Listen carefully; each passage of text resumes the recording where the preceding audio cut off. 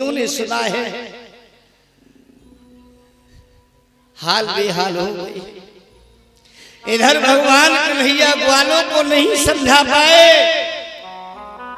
संध्या से लेकर के सुबह का समय हो गया। पूरी रजनी रोते बिलखते ग्वालों को भगवान कन्हैया को व्यतीत हो गई। भास्कर भगवान के सारथी अरुण ने पूरब की दशा को लाल किया। मित्रों की आंखें भी रो रो करके लाल हो गई। ब्रह्म मुहूर्त में भगवान कन्हैया उठ करके स्नान गृह में जाते हैं। स्नान ध्यान से निवृत्त होकर के जिस समय मुरली मनोहर भगवान श्याम सुंदर वस्त्र आभूषण पहन करके बैठक में आते हैं, प्रेम दीवानी गोपियों को समाचार मिला है कि कन्हैया वृंदावन त्याग मथुरा धाम जा रहे हैं। उन गोपियों के हाल बेहाल हो गए। गोपियां रोती बिलखती जिस समय घर से निकली हैं, कैसी दशा बनी है उन गोपियों की।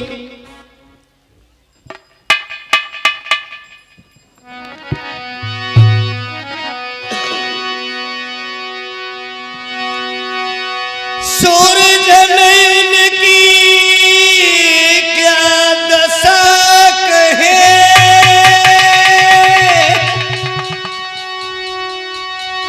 जो प्रेम विरह की मारी है। मुखड़ा से आगे बरस रही है, अखियन से आंसू जारी है। मुखड़ा से आगे बरस रही है, अखियन से आंसू जारी है।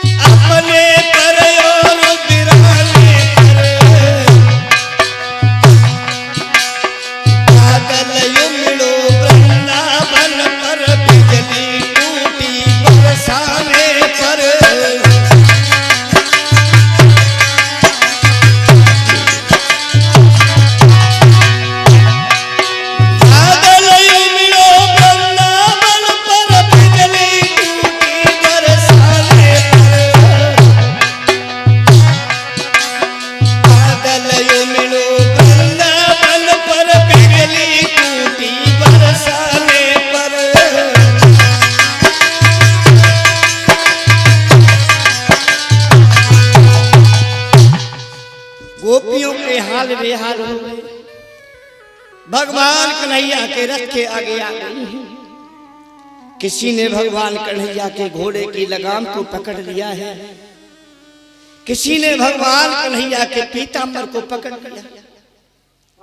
कोई गोपी भगवान कन्हैया के रथ के आगे लेट गई है, कोई गोपी भगवान कन्हैया के आगे रथ के हाथ जोड़ करके खड़ी हो गई।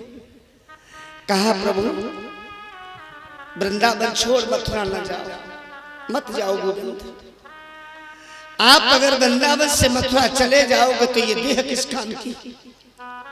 कन्हैया प्राण तो हमारे आप में ही है, और जब शरीर से प्राण चला जाता है तो ये पंचभूत शरीर किसी काम का नहीं रहता। इसलिए प्रभु अगर जाना है तो इस शरीर की एक मुट्ठी भस्म कर दो, आप वृंदावन चले जाओ। जब तक शरीर में प्राण है मेरे नाथ, हम तुम्हें वृंदावन से मथुरा नहीं जाने देंगे। गोपियां भगवान कन्हैया के रथ के आगे लेटी हैं, बार बार प्रार्थना कर रही थी, निवेदन कर रही थी कि प्रभु वृंदावन त्याग मथुरा न जाओ गोविंद, मथुरा मत जाओ कन्हैया, तुम्हारे बिना हम जिंदा नहीं रह पाएंगे नाथ, ना जाओ मेरे गोविंद, मत जाओ।